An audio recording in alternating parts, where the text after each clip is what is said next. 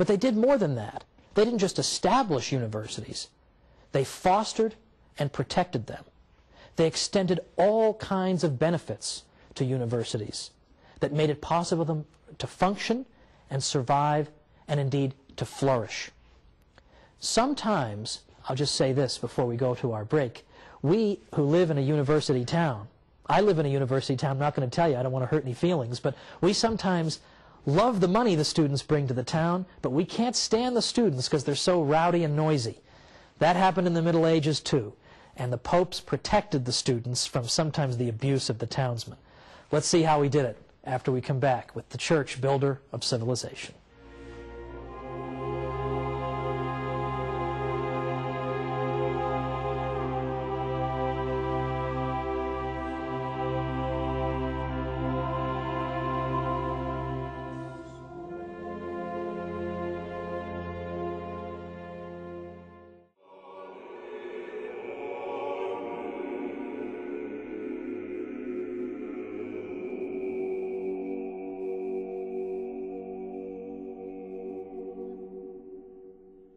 Welcome back to the Catholic Church, Builder of Civilization. I'm Thomas Woods.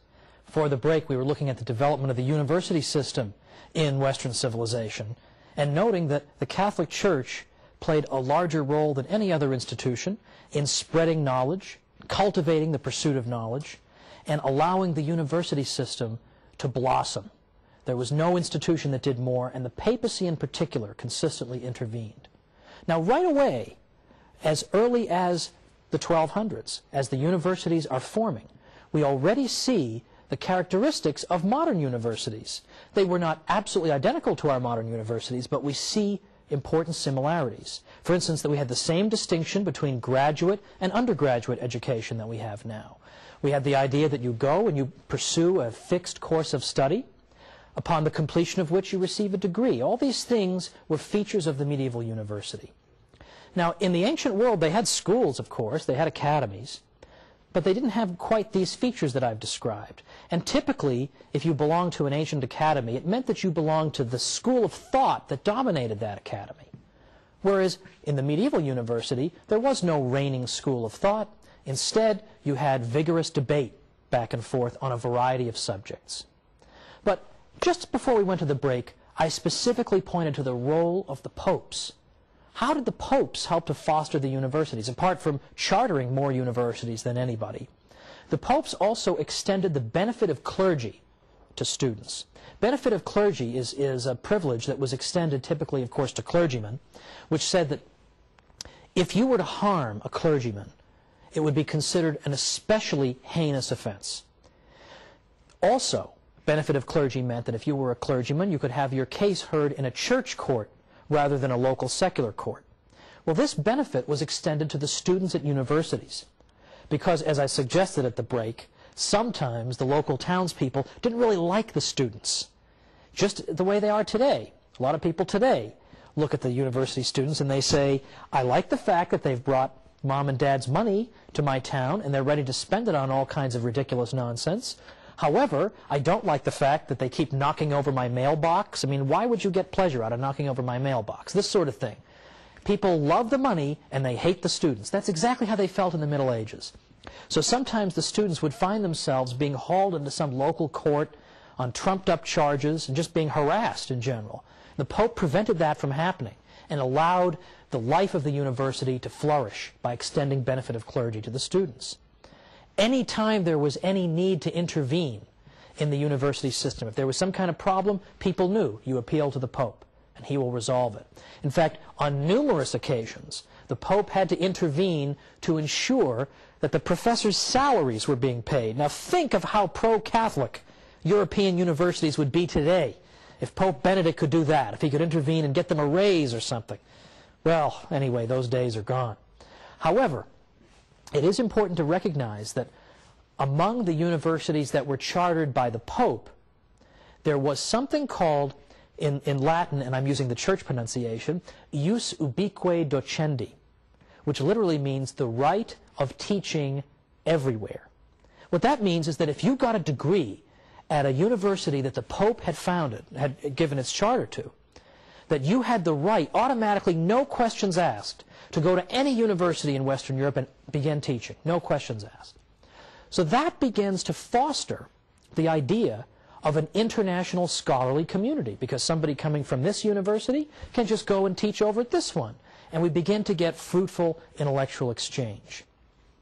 Now, some people, I'm sure, have a sort of caricatured view of what intellectual life must have been like in a medieval university, because, for instance, it's sometimes said that, oh, of course we had universities, but the professors had to toe the line, right? They had to say whatever the bishop wanted them to say, or the pope, or they were always hemmed in, and they couldn't just say what they wanted to say. That is so false that it would take forever to refute it. To the contrary, as any impartial historian of the universities will tell you, to the contrary, the intellectual life of these universities was very vigorous and robust. There was hardly any question that was not rigorously debated at the medieval university. Now, it's true, there were broad theological limits within which this debate took place, but within those limits, it was open season for various questions being debated. I mean, arguably, there was more rigorous debate in medieval universities than there are when we see in universities today. I mean, in universities today, we all know you have to walk on eggshells, you're not allowed to say certain things, or you're not allowed to defend certain types of people or defend the Catholic Church. We all know that. You didn't have that in the medieval university. You had rigorous, vigorous debate going on back and forth. In fact, what you would see in the afternoons after the professors would give their morning lectures was that a professor would get up before the entire assembled university community, and he would do something called determine a question. That is to say, some controversial question would be debated by skilled debaters on both sides of that matter. And they would both make the strongest cases they could for their own positions. And then it would be up to the professor to step forward and synthesize everything that had just been heard and put it all together and resolve it, come to a solution on the basis of this rigorous debate. That was called determining a question, and that took place in the afternoons.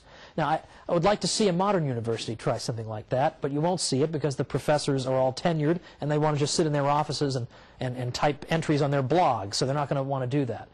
But that was what the university system was like, and if you wanted to get a degree in a medieval university, you had to do that too. You as a student had to stand up there in front of the whole university community and determine a question. That's hard. That's difficult. Now consider also that we can see the debating nature of our Western civilization. We can see it evident in the writings of this time, the writings of the early centuries of the university. Take, for example, the great St. Thomas Aquinas, who is admired by all civilized people everywhere, in effect. Look at St. Thomas. Look at the way he debated with people. First of all, if you look at his Summa Theologiae, or Summa Theologica, you see that it's arranged according to questions and answers. Thousands of questions he raises. Incidentally, I used to put on my quizzes, yes, I'm admitting on camera that I gave multiple choice quizzes at the college level. I did that just to make sure they read their books, which they didn't, but I gave them the quizzes all the same. And one of the wrong answers I gave was, the church told people not to ask questions. Now, if you were even slightly listening to anything I was saying, there's no way you'd circle that answer. You wouldn't believe how many of them would circle it. I could have spent the whole semester standing up there saying the church fostered a culture in which questions were routinely asked. Wouldn't have made any difference. They've already been told the church hates knowledge.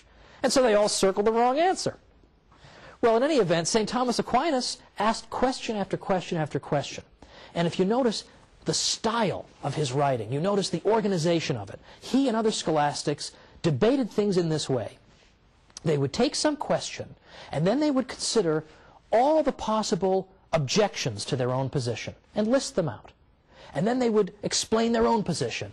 And then they'd go back and they'd answer the objections. And he did this for question after question after question. It's an extraordinary achievement. It's fascinating reading. And what's great about it is that St. Thomas was generous toward his opponents. St. Thomas wouldn't just make up some ridiculous argument, attribute it to his opponents, and then say, aha, I triumphantly answer this person. No, he would present his opponent's arguments as persuasively as he could. At least try to make it a little interesting, right? He would portray it as accurately as possible and as persuasively as possible. In fact, in some cases, St. Thomas would even think up arguments that his own opponents hadn't even thought of. And he would say, well, wait a minute, you guys also have this argument and this one. I'll give you those, and then he'd answer those. I mean, that is an honest debater. That's what Western intellectual life was like. And you see it in St. Thomas. It's organized in effect, the format of a debate, an ongoing debate with antagonists. That is an extraordinary achievement. That is what our Western civilization is about. It's not just uniformity, it's debate and discussion.